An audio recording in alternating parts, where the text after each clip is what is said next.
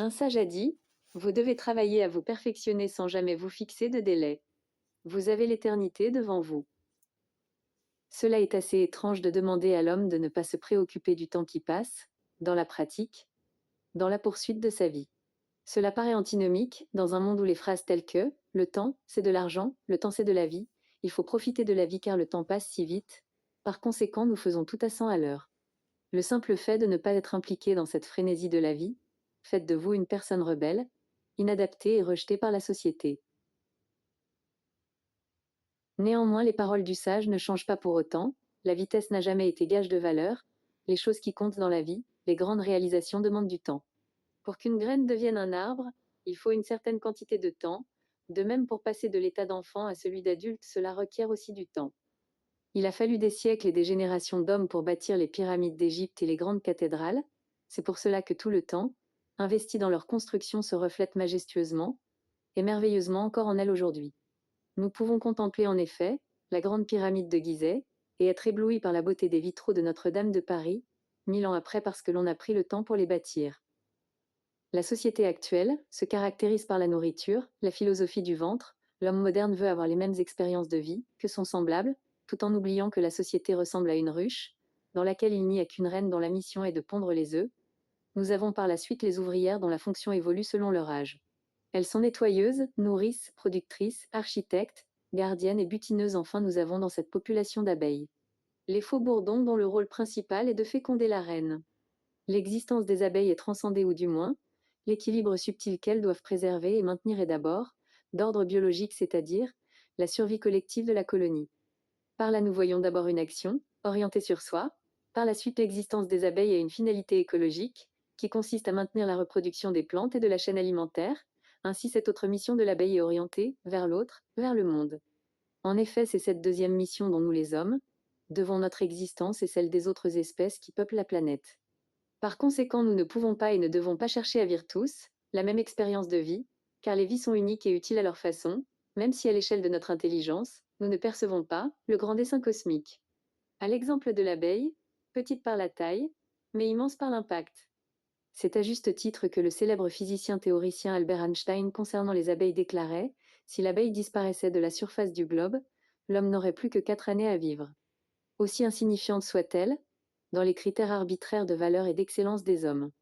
L'abeille occupe son espace tel un corps occupe son volume tout, en jouant le rôle que lui a conféré la nature avec discrétion et humilité. Dans la société des abeilles, aucune ne se sent plus importante ou meilleure qu'une autre. Si une d'entre elles sortait de son rôle, ce serait l'effondrement de la ruche. Tout tient non pas par la soumission, mais par la conscience. Nos sociétés s'effondrent parce que nous avons oublié cette double fonction que doit avoir l'action humaine que nous qualifierons d'altruiste réalisatrice, c'est-à-dire c'est en servant autrui que l'on se réalise soi-même et c'est ce service qui nous transcende, en dépassant le cadre individuel, en touchant l'universel, c'est relier l'humain à quelque chose de plus grand que lui. En second, l'action humaine doit avoir un caractère anthropocentrique équilibré, comme on le dit, la charité bien ordonnée commence par soi-même, de plus on ne peut pas donner ce que l'on ne possède pas. C'est pour cette raison que le développement personnel est fondamental, car il faut d'abord devenir. Après cette longue digression dans l'entomologie, plus précisément dans la pidologie, revenons sur notre notion de temps, le fait que nos actions s'inscrivent peu dans une dimension transcendantale, mais plus dans une immanence excessive, cela a fait que l'homme ordinaire a oublié qu'il avait une part de divinité, d'éternité en lui, qu'il descendait des étoiles. Toutefois, tant qu'il considérera que le temps passe, il ne pourra pas atteindre cette excellence ou cet idéal transcendant. En dehors du temps vers lequel nous courons tous, sans jamais le rattraper et constitue une distraction, dans cette quête est vaine. Il existe deux autres censeurs qui nous limitent, à savoir la peur d'une part qui gouverne nos vies, et inhibe toutes nos initiatives nous empêchant d'atteindre cet idéal transcendant. Le succès n'est pas lié aux heures de travail, à un diplôme, à l'argent, à l'intelligence ou à notre capacité à être toujours occupé. Aussi longtemps que notre esprit sera prisonnier des distractions de nos sociétés et continuerons à penser qu'en dehors du groupe, nos existences n'ont aucun but ou aucun sens, le groupe dans certains cas constitue d'autre part le deuxième censeur. À l'image des abeilles, l'homme trouve sa pleine réalisation dans le service à l'autre, aussi pour ce faire il doit exprimer la divinité latente en lui, celle-ci se découvre dans l'introspection, dans le calme, le silence loin du bruit du monde, dans un cheminement solitaire. Sans cette condition, nous ne pourrions pas nous attaquer et trouver des solutions aux grands défis du monde, car cela demande à être un peu différent. Pour être véritablement utile au monde, nous devons en effet exprimer notre différence, chose que nous faisons très rarement. Au nom de la différence, beaucoup sont condamnés au pilori. Or, point de génie sans la différence, nous cantonnons trop souvent nos vies aux choses fugaces, dans lesquelles le groupe nous entraîne et nous garde prisonniers. Mais pour arriver à lever la tête et scruter les étoiles, nous devons embrasser notre unicité. Malheureusement, nous sommes les pieds ancrés dans les plaisirs mondains, que le but des hommes d'aujourd'hui se limite à boire, manger, se marier, fonder une famille, aller au travail, tel Sisyphe poussant son rocher, un travail dont on ne peut mesurer la contribution dans la société. Rares sont les individus qui s'attaquent aux véritables problèmes qui minent nos sociétés de nos jours, au niveau politique, économique, social, environnemental. Et en faire l'œuvre d'une vie, tel Isaac Newton avec son œuvre Philosophiae Naturali Principia Mathematica, publiée en 1687, qui bouleversa l'histoire des sciences. Aujourd'hui, chacun de nous d'une certaine manière veut vivre une vie tranquille, le bonheur personnel est devenu le nouvel Eldorado, plus personne ne veut servir, mais nous estimons que la société nous doit tout. S'engager pour s'attaquer aux grandes causes, cela demande du courage, d'emprunter une voie différente des autres.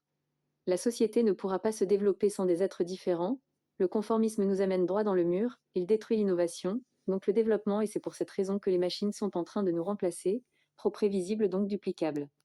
Ne pas faire le même travail que tout le monde, ne pas aspirer à la même vie, se marier de la même manière, aimer de la même manière, être différent, c'est sauver le monde.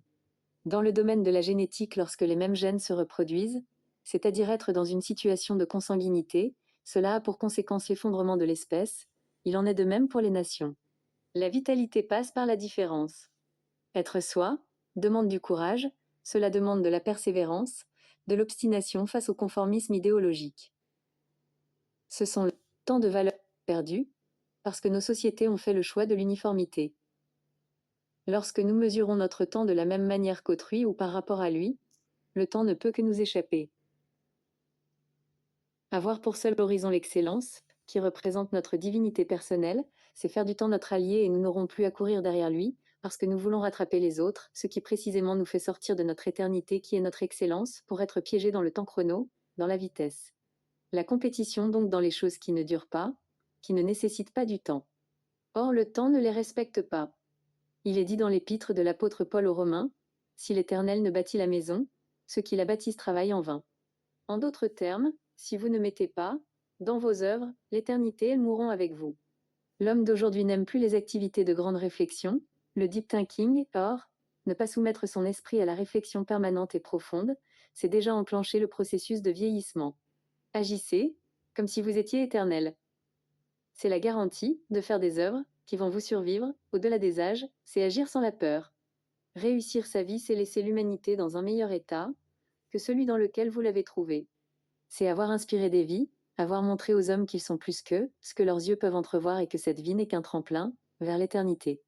Cette éternité, nous pouvons, sur cette terre, la trouver en partie lorsque nous nous engageons et agissons comme si nous étions éternels, à la dimension de Dieu, et c'est à cet instant où le temps et l'espace n'ont plus d'importance, plus de frontières, que nous devenons immortels dans le monde. Notre souhait pour vous est de vous voir vivre votre vie dans une dimension d'éternité qui demande que vous vous engagiez dans des activités qui feront que votre dernière demeure ne soit non pas la terre, car rapidement, elle devient poussière, mais que votre dernière demeure soit plutôt le cœur des hommes. Vivez votre vie dans l'éternité pour être sans limite dans le monde. Académie du développement personnel.